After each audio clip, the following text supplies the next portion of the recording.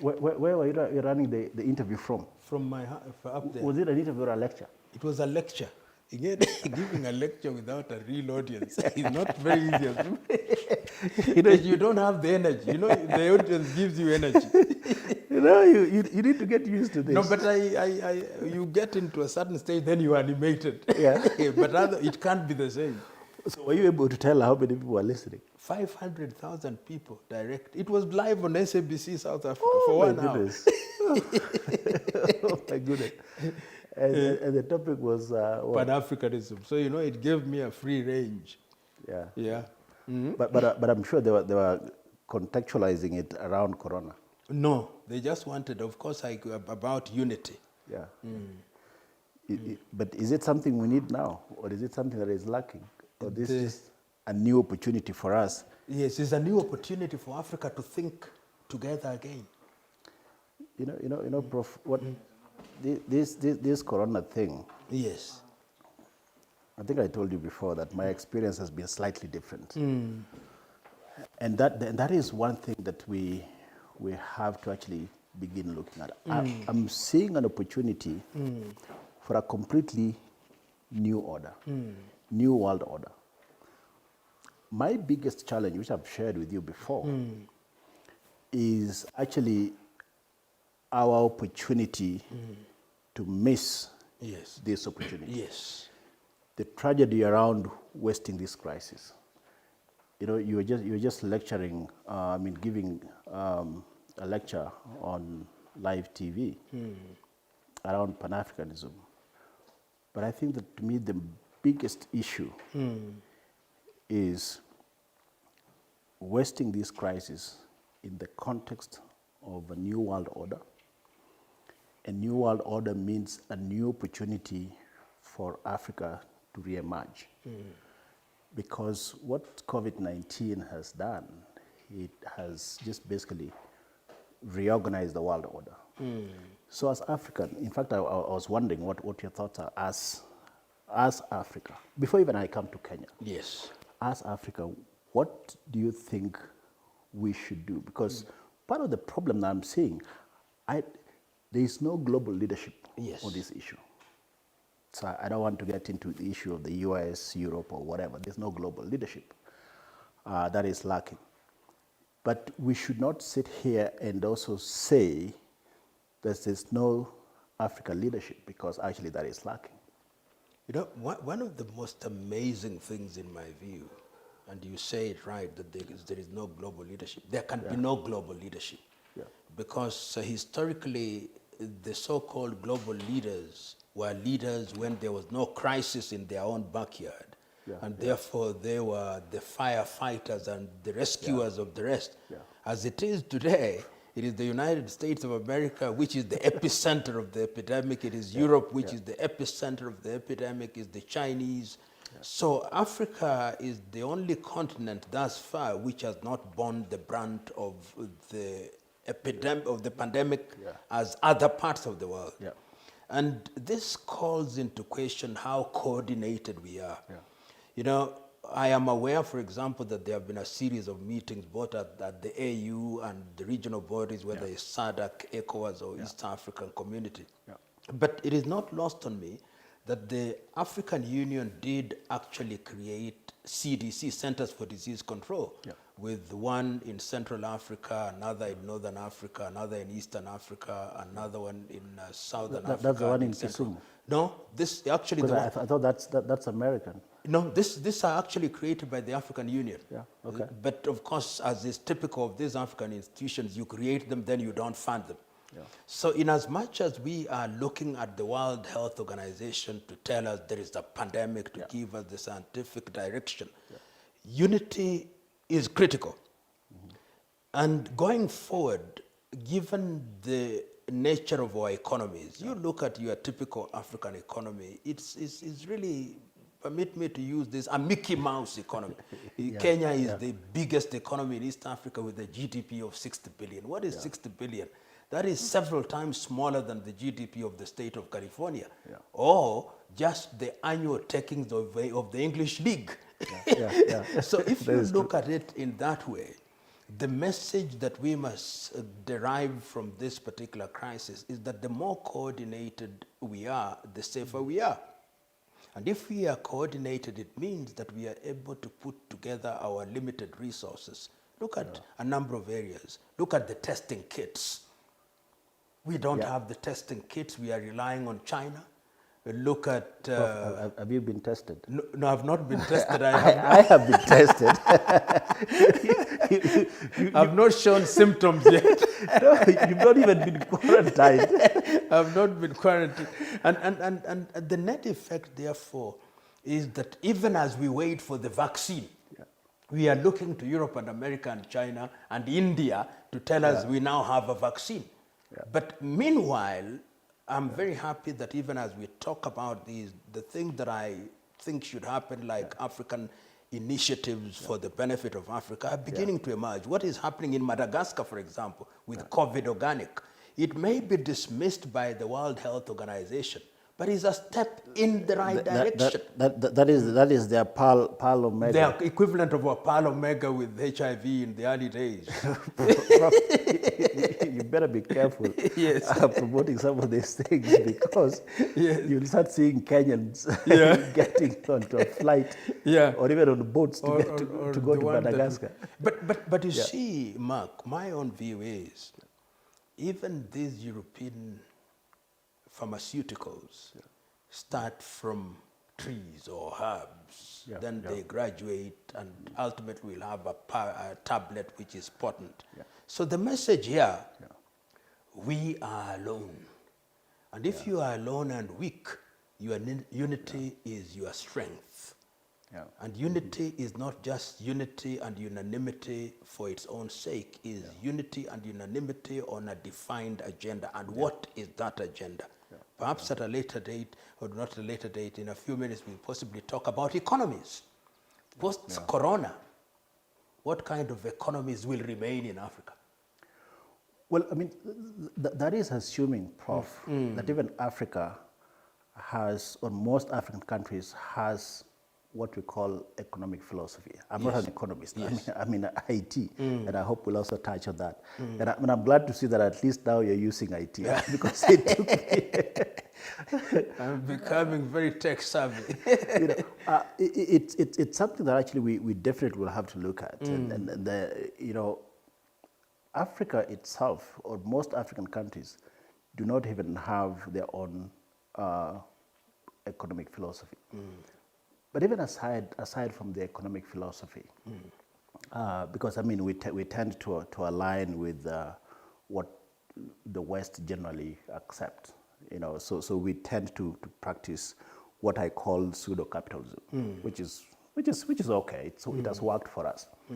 What I'm saying now is that all that has been reorganized, all that has been actually put aside, and I hope we also touch on the spiritual element of Corona. Yes. COVID-19 has had economic impact. COVID-19 has had reorganized our social arrangement. Because right now, I mean, as I was coming here, I had to put my mask.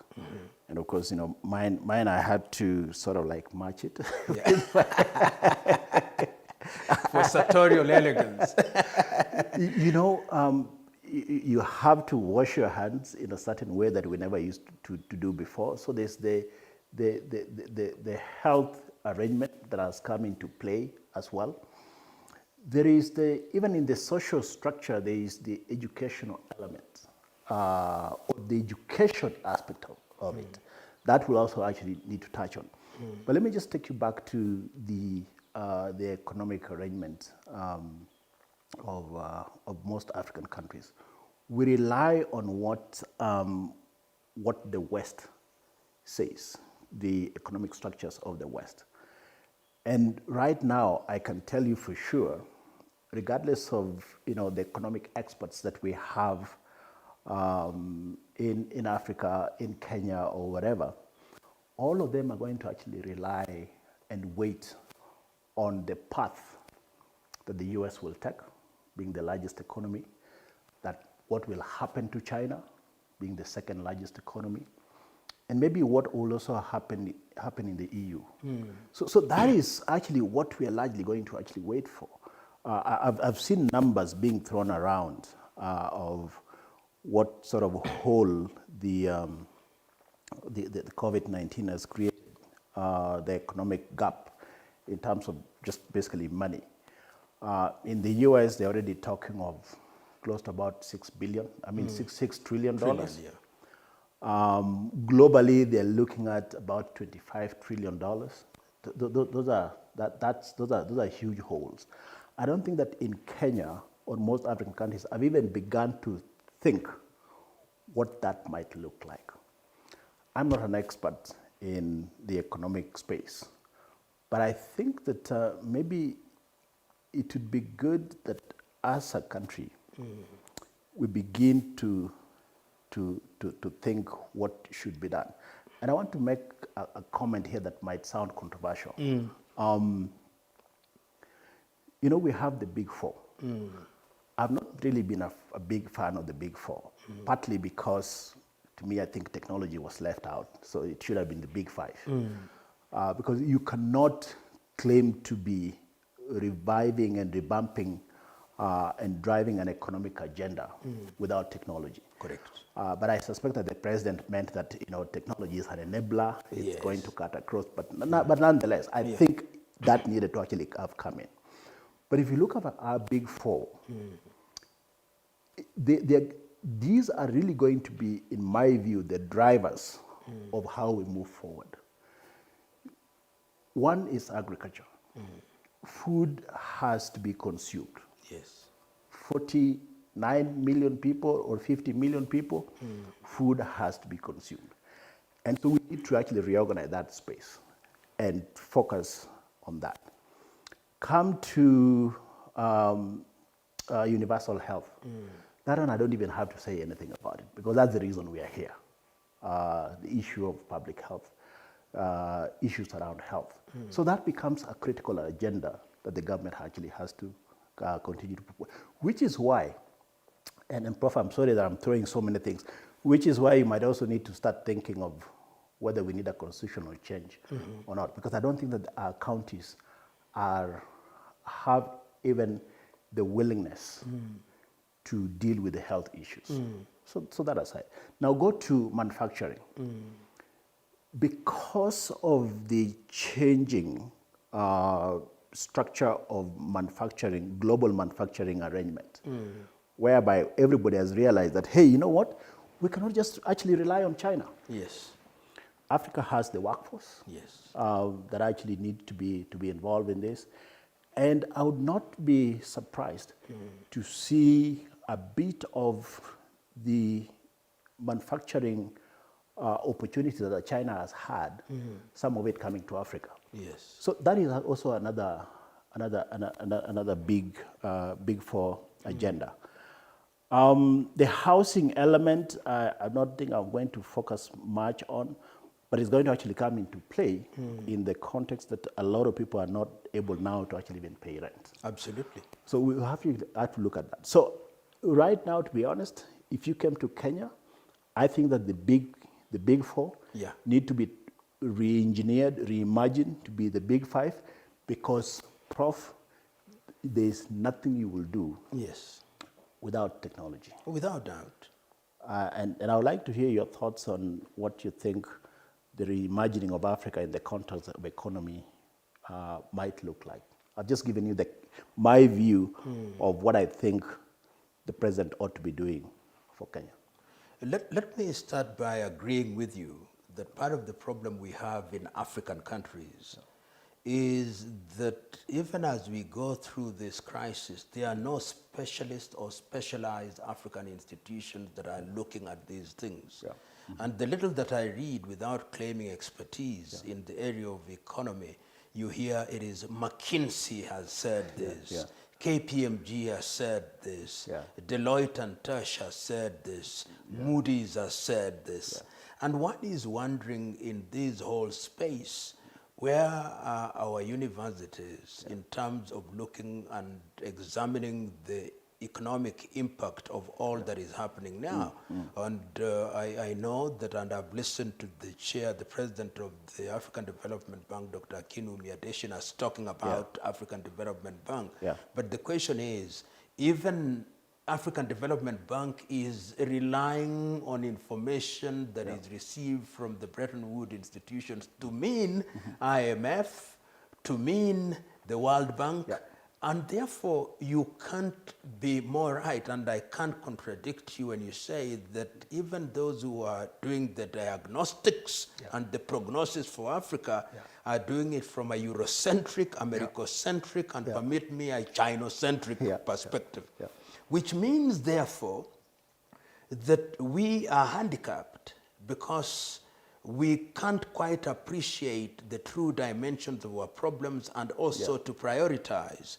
So we are behaving as if the Kenyan economy is comparable to the economy of the United States of America or to that of the United Kingdom or the European Union. But the reality is, even as I talk about Africa, I'm not being naive. And you've been right in saying, let us look at Kenya, for example. This administration said, we are going to focus on a number of things, and these are described as the legacy projects of the president. And that these are going to be, among other things, we are going to look at health. The health infrastructure has now been found wanting. Corona has revealed our soft underbelly. It has told us for the first time that we have only so many ICU beds, that we have only so many ventilators, that we can't even make testing kits. It has told us that our premier research institute in Cambridge is on comatose and cannot produce and is thoroughly underfunded. It has told us that we can't even have the PPEs. It has told us that we don't have masks, and we are now in the business of asking everybody to make masks whose quality nobody talks about. So that is where we are. And therefore, the positive side is that if the budgetary allocation for health was competing with national defense, now we must reconsider the way it is. Perhaps we need more money in health and in research rather than we need in defense. That is something that one must look at. And it has also told us, how do we deploy technology? The Rwandese have demonstrated to us that, in fact, the deployment of technology in this regard can actually be useful. And if you leave the health sector and you go into the area of manufacturing. First of all, manufacturing assumes that we have energy. During this period that we've been sitting at home, the number of power outages that we have are clearly sending a message that you are energy deficient. I almost got impeached in my community. I chaired the neighborhood association, and there were too many power outages. So the neighbors were on my case. 12 hours. In fact, there's time we went for 2 days without power. That is true. Now, if you are talking about serious manufacturing, and we are talking about manufacturing and energy at a time when there is reduction in energy consumption, because the factories are not working at full throttle. So when I hear we are talking about manufacturing and you talked about manufacturing from the perspective of it being a driver, the question is, we are in a very weak position to compete because manufacturing presupposes that energy is cheap and affordable. If you don't have cheap energy, it means that your products are going to be expensive and therefore not competitive. So in that arena too, we must re-examine ourselves. And you also talked about agriculture. This year is going to be a year like no other. Why? We have had the locusts. We have had unseasonal rains. We have had COVID. So all these factors conjoined tell you that next year the harvest is going to be terrible. And if the harvest is going to be terrible, it means that it will have implications in terms of health, nutrition. It will have implications in terms of other problems. For example, we have seen the rivers are flooding. So waterborne diseases in areas such as Nyando, in Bomet, around the lake region. So once again, in the area of agriculture, because our agriculture is rain-fed, we are going to be in trouble, which brings me into the area of housing that you also talked about. I always thought that housing and shelter is basic. And I do not know what kind of intelligence informed this administration or indeed any other administration that the prioritization of lower middle class and lower middle class effectively housing was a priority, particularly in urban areas. Our communities are still largely very rural. And urban upgrading to me is something that would have been useful. But yet again, if people's incomes have been reduced in the manner in which they have been, that is a project that is dead on arrival. Why? Because household incomes have been reduced. The savings that people had in their cooperatives are almost depleted. The banks are not going to lend because they'll be thoroughly exposed. If you lend me 20 million now, the possibility of my repaying that loan in the next 20 years is diminished. So one can see, if one wants to be pessimistic, there is a lot of pessimism. But there is a critical thing that you brought to the fore is technology. I mean, we are talking about the fourth industrial revolution. If you are talking about the fourth industrial revolution, you are the expert in that area. We only bandy words such as robotics, Internet of Things to look like we know, but we don't know. But this is your bread and butter, as it were. If you don't embrace technology, and technology must not be seen in this very narrow thing that everybody now has a mobile phone, and therefore we are technological and Zoom. I think technology must be thought of in a very diverse manner. I was reading Calesta's Juma book, The New Harvest, and he says, if we don't use technology, if we don't deploy technology in agriculture, then we would rather be we are behaving like Noah and Adam and our ancestors, because we are not going to feed our population. Look at education. You've been involved in the education sector. We are now at home, our schools are shut. But what is the internet connectivity that allows us to deploy education in a robust way? And I'm not even beginning to talk about our universities. Apart from very few universities, perhaps Strathmore University is the only one that is possibly, and United States International University are the only universities in this country that are capable of deploying technology at levels of, on a scale to 1, possibly 7, so that they can have meaningful instruction. The other universities are as primitive in technological deployment as if they were 17th century European universities. So if those are premier research institutions, you can imagine where they are. And technology in the arena of health, which we've already talked about. In a nutshell, I can't agree with you more that the fourth industrial revolution will only yield dividends if we make a deliberate effort. And I once again also want to agree that the president or any administration, both in Kenya and elsewhere, must recognize that technology is the game changer. But we are talking about Kenya, which is one of the better African countries, which is a paradox, that Kenya is one of the better African countries, which is a statement of the state of Africa.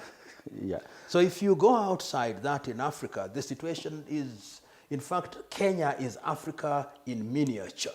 And if it is, as an even sadder story, if I'm to use that word, an even sadder story in quotes, may be told about Burundi and Eritrea. Prof, I want to, looking at the growth of Kenya, or the future of Kenya from the Big Four agenda perspective, I want to give the president a bit more credit on housing. I didn't think actually originally that, to me, housing was important. But then I'm looking at it post-COVID in this context. And I agree with you, because I had a problem with the Big Four, especially the fact that technology was not really a big element to it. But post-COVID, there is the aspect of unemployment. One way that actually you're going to actually be able to put money in people's pockets is to come up with meaningful infrastructural investments. One of such is actually housing. So I see a situation whereby our big number of unemployment and unemployed youth are going to actually have an opportunity to participate in the housing projects. That is if the government decides that, hey, you know what, this is something that we really want to do. We want to put money here. It is also creating employment for the youth. Because that is where you can actually even get 1 million youth for a period of 2 to 3 years. Correct. And so I'm looking at it in that context, Mark, post-COVID. Let me just, before I lose this thought, Yeah. the president in his last address to the nation, I I think on did. the Labor Day, Yeah. Labor Day 1st of May address, I haven't watched among other things said Yeah. that his administration is going to focus on youth employment, and he said that they are going to revive or re-energize kazi kwa vijana, which is a good thing. And I also can't quarrel with the whole idea of housing. Shelter is a very basic thing. But look at the government post-corona. This is a government which, because of corona, has lost revenue in critical areas. And I'm just going to be very basic. If you look sector by sector, look at the aviation sector. All our airports have lost anything between 80 and 90% in parking and landing fees. Which means that the associated institutions such as the Kenya Airports Authority, which are the geese that lay the golden egg in the economy, now don't have eggs. So you leave that and you go into the hospitality sector with the catering levy and the associated, the tourism, tourism is the floriculture, the horticulture, so that even the revenue sources for government are diminished. And I hear you, and at the back of your mind, you are thinking, for example, what happened in Europe post-war, when Germany created employment opportunity for her young people through infrastructure development. But remember that there was a Marshall Plan. There was a deliberate effort on the part of the United States of America that we are going to revive Europe by pumping money. We are going into a world where there will be nobody to give us money. The World Bank, because everybody is now going to IMF. I saw the other day Lebanon is going to IMF. Even Latin American countries that had cut the umbilical cord with the IMF are now going to IMF. So IMF is going to say we have no money because countries are also not repaying their debts. So you are getting water out of this pot, but nothing is going on. So I think that infrastructural development projects are going to be delayed in the short to medium term, so that countries are going to focus on survival. It is going to be purely survival. I think that governments are going to concentrate on paying salaries. Let's pay salaries of our civil servants, let's pay salaries of our disciplined forces, and we freeze technological development. If you go to China, China is going to tell you we don't have money to meet our infrastructural undertakings. Europe, of course, is devastated. Europe is going to look towards reviving the economies of Spain, the economies of Italy, the economies of Eastern Europe. So I expect very little from Europe. The Scandinavian countries of Sweden, Denmark, and Norway, which can give us money, are only going to give us money to support things that will keep us alive as the nation. Which is what then brings me to the question which you possibly have not posed, but which I think is critical. How can it be, how can we within the African continent, because there will be major budgetary revisions in Africa. And I would want that such budgetary revisions are undertaken through the African Development Bank with a coordinated approach with all our central banks. If we do that, then in the short to medium term, we've got to deal with this. And you are spot on. If we don't take care of our young people in the area of unemployment, then the potential social disorder is going to be such that Africa is going to be affected very negatively. The Boko Harams, the Al-Shabaabs, the Al-Qaedas in the Sahel region, it's going to be very easy to recruit young people into these organizations for purpose of survival. It's purely survival. True, true. And therefore, coming back home, I think that President Kenyatta should, as at this time, perhaps he has, and you and me don't know, constituted a post-corona that's what I wanted group. to say. Yeah. And that group should not only comprise people who are in government. It should not just be a subcommittee of cabinet. It should not just be a subcommittee of people from KEPSA or Kenya Association of Manufacture or Kenya Chamber of Commerce. It should be people who are also outside of government, who will engage in what I call disruptive thinking, because there must be disruptive thinking for purposes of organization. COVID has disrupted everything. So that is my perspective, and I say this not from the standpoint of expertise, but from the standpoint of curiosity, because it is the curious who actually open new doors. You mentioned something around education. For close to let me say 17 years now, that's the space where I've been, of course, technology in education. And it's very interesting because what I've been preaching for years on end, which you like saying, time without number. Yes, it did. What I've been saying, I've been preaching the gospel of e-learning, the integration of technology in the delivery of teaching and learning opportunities across board. And actually, when we started, when I started, I'd just come back from the US. That was around 2004 ish. And we started this idea of ensuring that actually our schools get computers, and I have to give credit to one of my tech mentors, Dr. Shemu Chwodo. We joined hands together, and then we brought in these corporates, and there was a lot of effort. Actually, at the time, our chair was Professor Karega Mtai, deputized by George Muhoho, who at the time was the CEO of Kenya Airports Authority. Yes. So we had the likes of Michael Joseph, we had Eddie Njoroge, who I think at the time was at KenGen, and a host, Naikuni, who was at all these CEOs were brought together by Shem, and I was the young man, the Mutu wa Mkono, trying to actually organize everything. We were pushing computers into schools. And these organizations actually were donating money, CSR money, into our kitty to actually push computers into schools. And of course, at times we're being called madmen. Yes. It is something that, according to a lot of people in the education space, that was not something that they needed to do. But I was fortunate because at the time I was working for Microsoft, and Microsoft had given me budget to actually be able to push this agenda in East and Southern Africa, and we tried.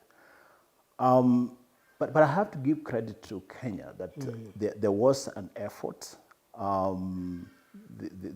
especially at KIE at the time, where I worked with somebody called Eddie Koimet. He was the CEO then came Lydia Nzomo, who is currently at TSC, then Dr. Joan.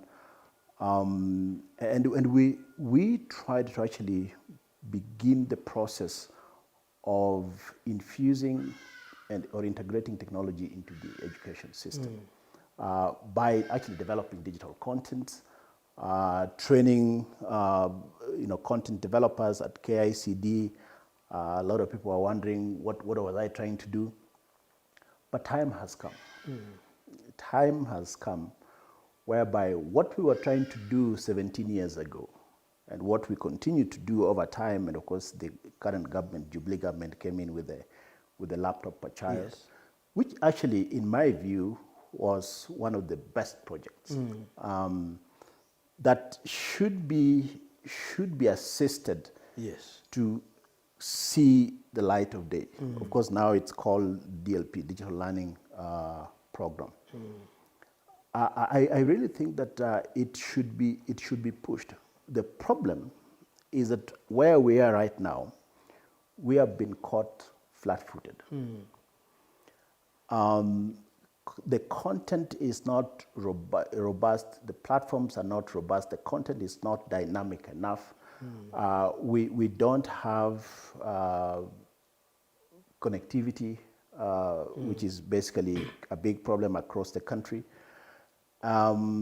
Just children are at home. We say that you can go to YouTube Education and be able to actually get some content here and there. You can also go to Kenya Education Cloud, KEC, to access content. You can also listen to radio and watch TV. Yes. But I think that I don't know whether I would say government, they forget that what is the penetration rate of all of these access mechanisms that they're talking about. How many people have TV?